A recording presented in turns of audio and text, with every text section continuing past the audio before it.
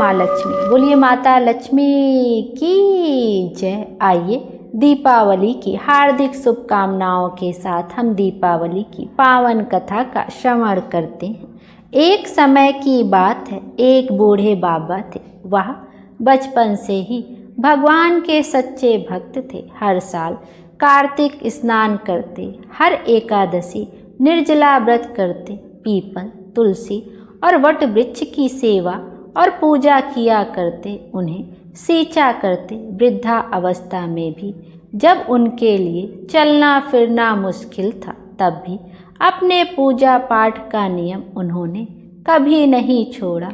उनकी पत्नी भी भागवत भक्त थी। बाबा के 6 लड़कियां थीं, सभी बहुत आज्ञाकारी और सुशील थी। एक बार जब बाबा पीपल में जल चढ़ाने गए तो उसमें से आवाज़ आई, पिताजी मैं आपके साथ चलूँगी।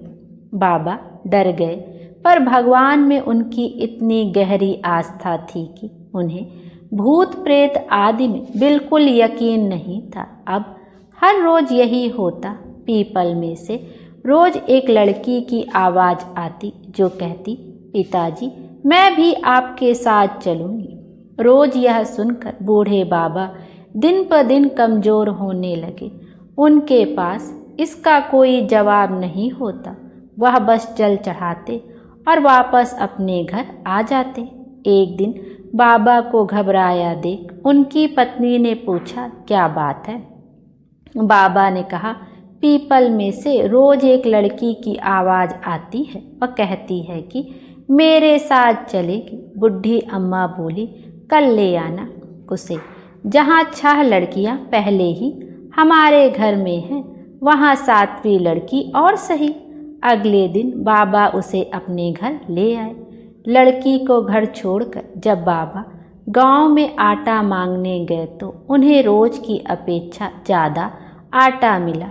जब अम्मा आटा छानने लगी तो वह लड़की बोली, अम्मा लाओ मैं छान देती हूँ। जब उसने आटा छाना तो परात उस आटे से पूरी भर गई।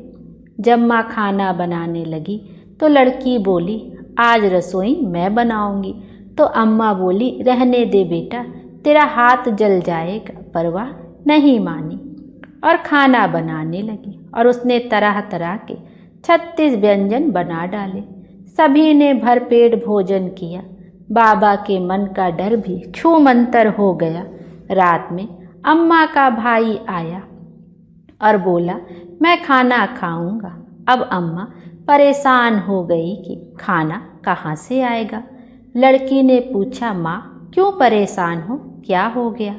अम्मा बोली, तेरा मामा आया है और कह रहा है खाना खाएगा, पर खाना तो सबने खा लिया, अब उसे कहाँ से खिलाऊं?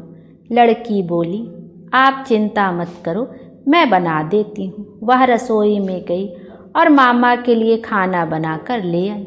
मामा ने भरपेट खाना खाया और बोला, ऐसा स्वादिष्ट खाना जिंदगी में पहले कभी नहीं खाया।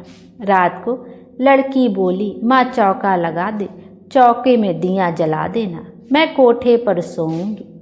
ऐसा कहकर वे कोठे पर जाकर सो गई। आधी रात को लड़की उठी और चारों ओर देखने लगी तो घर में हर तरफ धन ही धन हो गया। जब वह घर से बाहर जाने लगी तो पड़ोस में रहने वाले एक बूढ़े ब्राह्मण ने उसे देखा और पूछा, बेटी तू इतनी आधी रात में कहाँ जा रही है? तो लड़की बोली, मैं दरिद्रता दूर करने आई थी, सो अब जा रही हूँ। अगर तुम्हें भी अपने घर की दरिद्रता दूर करवानी है तो करवा लो। उसने बूढ़े ब्राह्मण के घर की तरफ भी देखा और जैसे ही उसने देखा चारों ओर धन ही धन हो गया। सुबह जब सब उठे तो उसे ढूंढने लगे, हमारी बेटी कहाँ चली गई, हमारी बेटी कहाँ चली गई?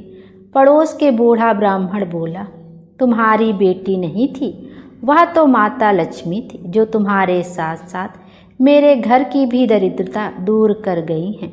हे माँ लक्ष्मी, जैसे उनकी दरिद्रता दूर करी वैसे ही सबकी करना। बोलिए लक्ष्मी माता की जय।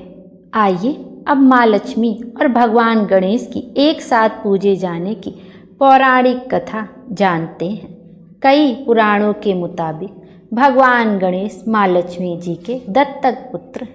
कथा के अनुसार एक बार माँ लक्ष्मी को स्वयं पर बहुत ही ज़्यादा अभिमान हो गया था। उन्हें लगा कि दुनिया का हर इंसान सिर्फ उनकी कृपा पाने के लिए पूजा पाठ करता है, इसलिए वे सबसे श्रेष्ठ हैं। भगवान विष्णु ने जब माँ लक्ष्मी की यह भावना देखी तो मुस्कुराते हुए बोले, देवी आप सच में बहुत ही पूजनीय हैं, लेकिन एक कमी आप में भी है कि आपके पास अपार धन और ऐश्वर्य तो है, पर मातृत्व का सुख नहीं।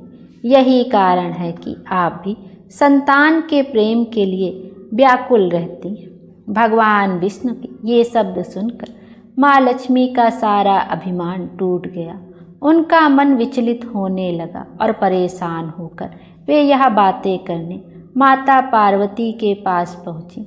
माता पार्वती जो स्वयं श्री गणेश और कार्तिकेय जी की माता थी, माँ लक्ष्मी का दुख समझ गए। इसके बाद माता पार्वती ने स्नेहपूर्वक अपने पुत्र गणेश को गोद में से लेकर माँ लक्ष्मी से कहा, देवी अब से गणेश तुम्हारे पुत्र होंगे, तुम इन्हें अपना पुत्र मानो और मातृत्व का सुख अनुभव करो।